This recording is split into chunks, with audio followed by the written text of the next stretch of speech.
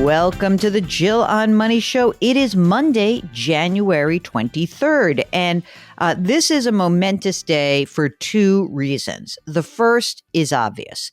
My book drops tomorrow. I can't believe it. After all this yakking about it, yes, it is dropping. And if you are interested in pre-ordering and you would like to be able to join us for our webinar, which takes place in February, on February 8th, if you want to pre-order it, you have until tonight.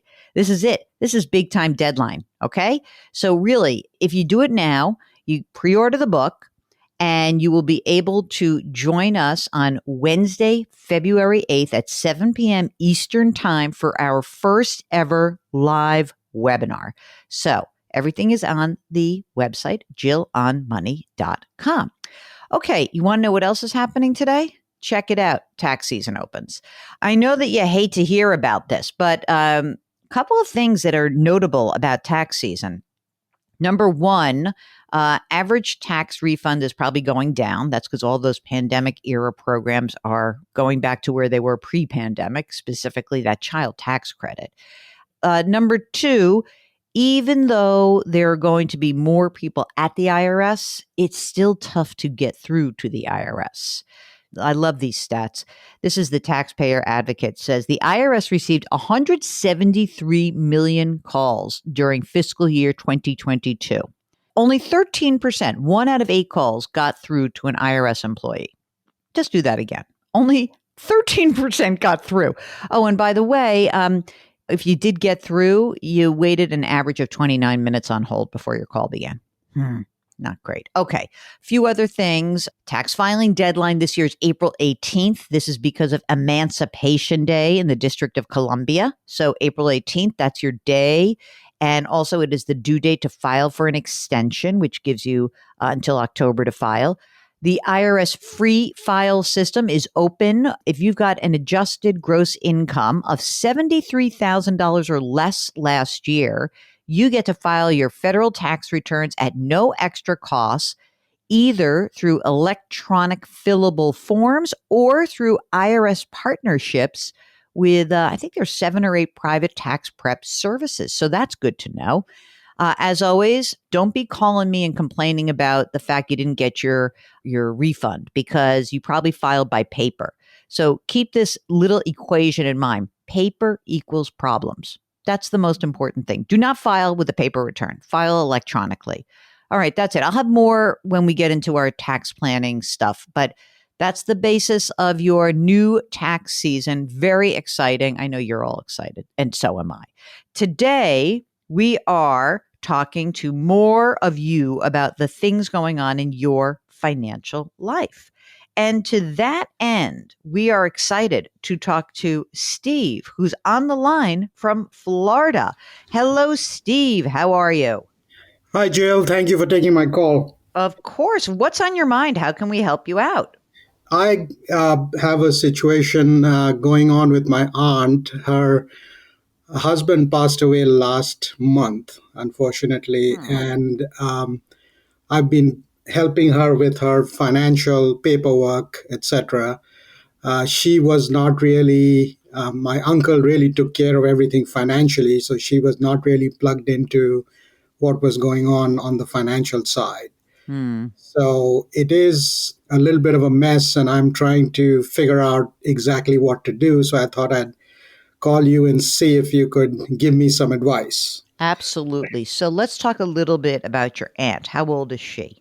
She is 82. And she lives on her own? Yes, she lives on her own, and she actually lives on this big property with a couple of horses. Really? You mean that she owns horses? Like she's on a Yes. farm? Yes. Holy smokes. Who helps her with all of this? Or is she totally fine? Well, my uncle would help a lot, obviously, with the horses and everything else. But right now, she's by herself, which is of concern to me, obviously, at this point. Yeah. So it's something Do, we'll talk do about. you guys live close by to her? No, we do not. We are about 7 or 8 hours away. Oh my God. Are there other siblings? This is your wife's. Well, who is this? Is this your aunt or your aunt-in-law? It's a couple of times removed. They don't have any kids, so it's Oh boy. yeah. Okay, So no it's one kids. of So those. you're the ones who are helping out. Yeah, we are helping out, and she does have some friends and neighbors nearby who come and help her from time to time. So she's got a decent support system around Hmm. her. Oh, well, that's good. So this property that she lives on, this farm and the horses, how much do you figure it's worth? So we have actually had some realtors come through over the past couple of days.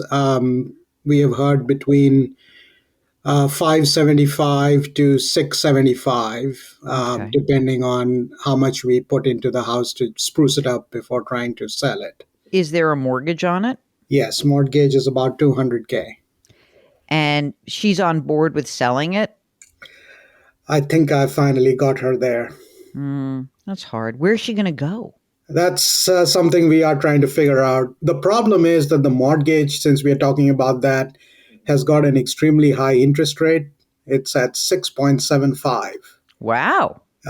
which was a surprise to me when I saw it, because this was mortgage was taken out in 2006, I believe. And they So never refinanced. And okay. yeah, they couldn't get it refinanced. I guess they were retired. I'm not sure what the issue was, but they couldn't get it refinanced. So unfortunately, they are stuck with this very large mortgage, which is part of the problem that we have. What about her other assets? So basically, she has about 375K or so between a brokerage account and IRA. Her husband's IRA and her IRAs, all three together, is about 375K. And just safe money, like bank account money? Bank account money is pretty low, maybe about 25,000, let's say. And And, she is going to get, my uncle had a whole life policy. So that is going to pay out 100,000 hopefully the next week or so. and what about her income? She has Social Security, or does she receive half of your uncle's? She has social security, and my uncle did not have any social security. I still am trying to figure out what the issue was. Okay. Do you know the Social Security amount? Hers is like 160 a month, I think, that's coming in after they deduct Medicare and stuff. And what about any other income? For example, is there any old pension or any other income that she derives from other sources? There is nothing else that I can find. There is, or there was a trust that my uncle had that they Hmm. were getting income from, and that apparently is not sending her any money now. And we are trying to figure out what the issue with the trust is. Do you It's know what's left in the trust? Is it possible that they drained it? No, there's about I found a statement from about 3 or 4 months ago. It has about 500K in it, so it's a Wow. nice. Wait a minute. Hold Yeah. on. Do you have a copy of that trust document? Do we know what the source is of this? Yes, we do have a copy of the trust document, but the trust, and then we have an amendment to it, which is a couple of years later. Apparently, the trust was set up by my uncle's father in 1978, Oh my God. with him as the beneficiary, and then there's an amendment in 1980 saying that some of the proceeds need to go to his wife when he passes away. Okay. But the trust has stopped paying out. So we are actually going to talk to a lawyer tomorrow, Good. estate lawyer. I don't know if you would have any other advice to figure No, out. that was going to be like my first bit of advice was we need to figure out from the lawyer. They're going to go. So a lawyer is going to take a look at this trust, right? Is going to find out what happens. There is absolutely a clause in every trust which says is if the beneficiary of this trust dies, here's where the corpus or the remaining assets go. So my hope is it goes to your aunt. It is also, of course, possible that that maybe did your uncle have siblings? Yes, so there he had a sister who has also passed away, but the sister has a son. So I think that's probably where the money is going. But there's also confusion about was there a separate trust set up for the sister? So it is very confusing. So I'm hoping a lawyer can make sense of it for us. Where is the trust held? At a bank or at an investment company? I believe it is an I think it's called United Trust Company or something like that. Uh-huh. Okay. Is I think what it is what the paperwork says. Okay, great. I mean, that you have all the paperwork is an important first step. Really important. Okay. Let's for a second put the trust aside. Okay. Let's pretend it doesn't exist, which would suck, but let's pretend anyway. Once your auntie sells the house, let's just say she sells it as is. Okay. And let's say that she is able to net, has to pay a realtor, whatever, 350,000, 300, let's even say 300,000 net. Okay. That means, so 300,000 would be net. How, you said there's a brokerage and two IRAs. How much is in the brokerage specifically? Brokerage has about 210K, Okay. and the IRAs, one IRA has 116K, and one IRA has got about 47K. Okay, great. So now we have this 500, let's say we have 510,000 and will be in a brokerage after she sells. Then we've got the IRA accounts, which essentially will become one IRA account because she's the Yes, beneficiary, yes, right? correct. Yep, Okay. So we have about 160 grand in IRAs. She must take her required minimum distributions correct. from this account, right? Yes, yes. And how much, do you know how much they had been taking? Do you happen to have their return, their tax return or anything from last year or not? I am still digging for that, but I was told by the brokerage guy that they had cashed out almost like 85,000 last year. I'm not sure why. I'm not Oh, finding where the money is going. yeah, right. So I'm trying to figure that out. The other thing I did want to mention, there is credit card debt too, How which much? so there's 15,000 on a credit union credit card Mm-hmm. with about a 10% APR. Yep. And then there is another 15,000 on a Bank of America credit card, which is high interest rate, as you can imagine, And almost any car loan? no car loan. So that 30 grand of debt outstanding, right? Right. If she were to sell the place, where will she live? How much will it cost, do you think? She does not want to buy another place. She's probably going to rent because she wants flexibility, which is probably a good idea. Sure. It ranges between, I think we can find something comfortable between 1,600 and 1,800, hopefully, All right, for let's say 2,000. 2,000 a month, let's Let's say. say 2,000. My biggest issue is the horses. That's the part that I'm struggling to figure out what to do. But that's that's Do the you mean like you don't think she can bring those to an apartment? I'm just kidding. This is so terrible to say. Would she sell these horses? Does she want to keep them someplace? What do you think? she would prefer to keep them someplace so she can visit them. They are almost like Mm, kids to her, as you can imagine, mm, like any of our pets. So, right. but we are trying to figure out how much that would cost, etc. So we are trying to figure all of those things out. All right. I'm leaving I feel like I can't believe that I'm saying this. I have to leave the horses set aside for a second. So if she's got $2,000 a month in rent, and then we presume that she probably needs what, another couple $1,000s a month to live just in general? Yeah, yeah. We actually worked out a monthly budget as is. So Mm-hmm. as of right now, just looking at all her actual expenses, including feeding horses, etc., we are looking at around 6,200 a month. No, that's But, too high. Oh right, my God. but the mortgage is like 3,100, and Okay. the credit card debt we are paying another 1,000. So 4,100 is really going to pay debt, mortgage and Okay. credit card. Okay. That's But the so then situation. it would be fair to say, once I get rid of the mortgage and the credit card debt, do you think she could live total on, say, 3,500 a month? I think so. Yes, Okay. I think so because I've been trying to cost cut as much as I can. But yes, I All right. think she Let's could. even say 4,000 a month. So, first things first, when the whole life policy proceeds pay out, right? That you're going to get that 100 grand. Of that 100, pay off the 2 credit card debts, the two 15s, okay? Yep. And the rest is going in the bank. So in the bank, there will be, $95,000. And don't do anything with that right this second. Number 2 is we need to understand really how quickly she can pull off the sale of the farm.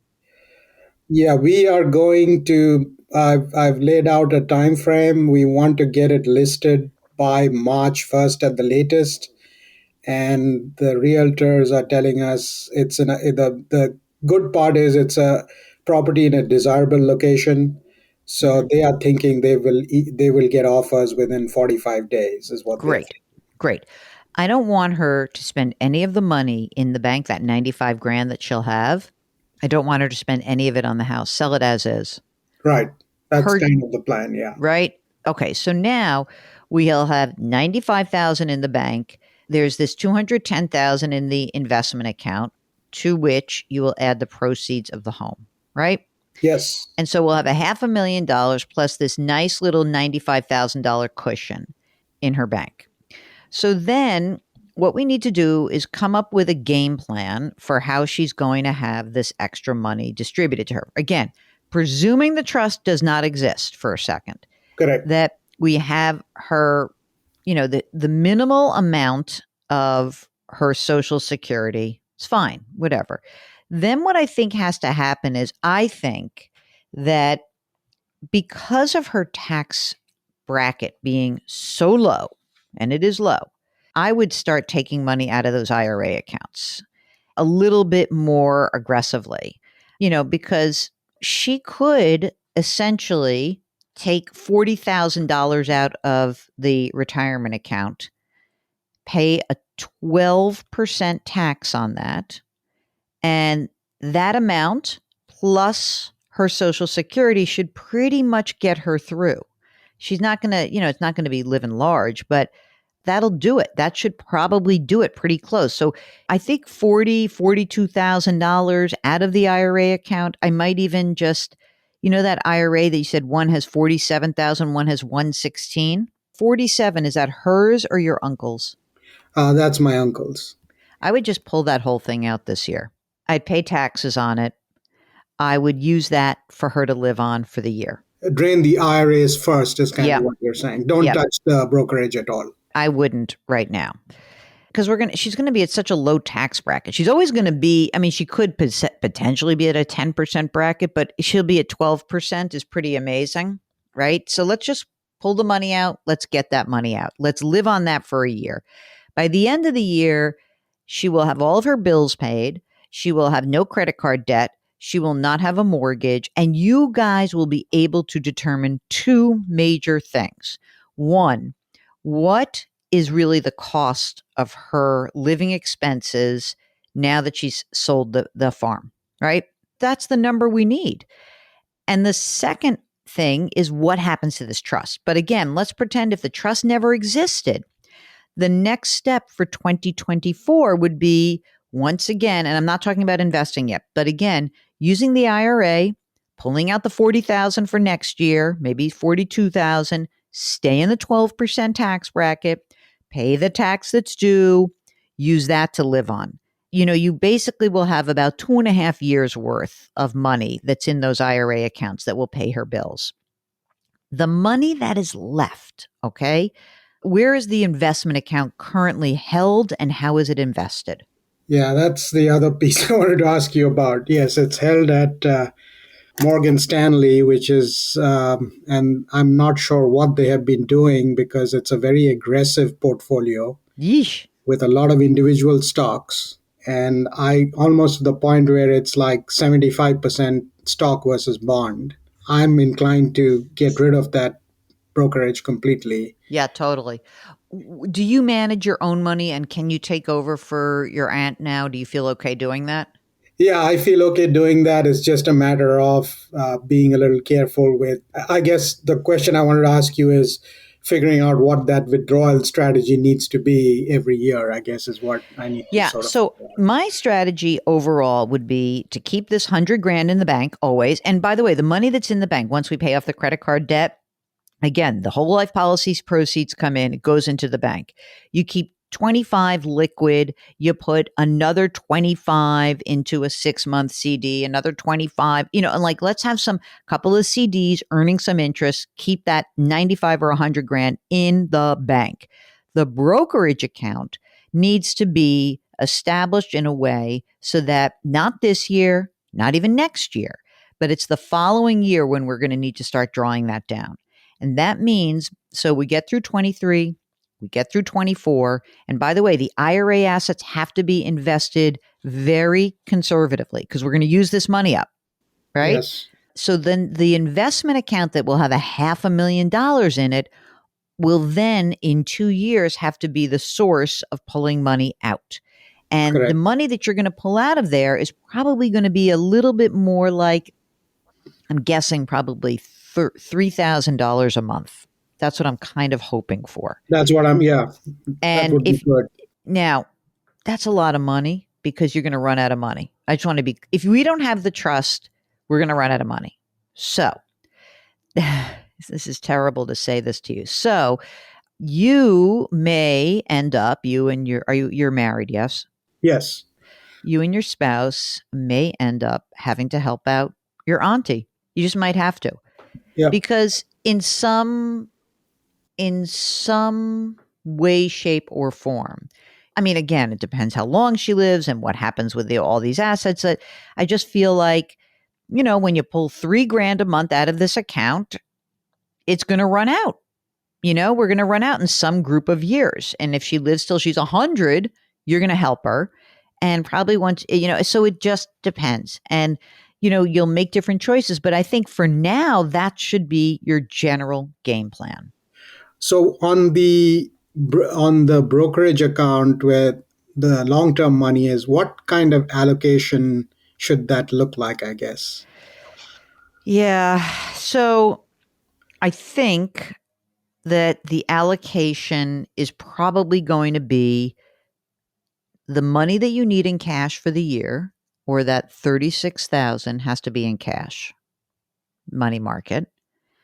And then of the rest, I think you kind of have to have a taxable bond fund for, like, let's say 60%, 25% in a US stock index fund, and the rest in an international index fund. And that's it. So, I mean, the trust thing is a complete drag, dude. I am so sorry. I mean, it's just like, we'll find out. And maybe the news is better because, by the way, if that trust does go to her, and now instead of having 510,000 in a brokerage, we have 510 plus 500 grand in a trust, we might get lucky. She will not run out of money then. She'll probably be just fine.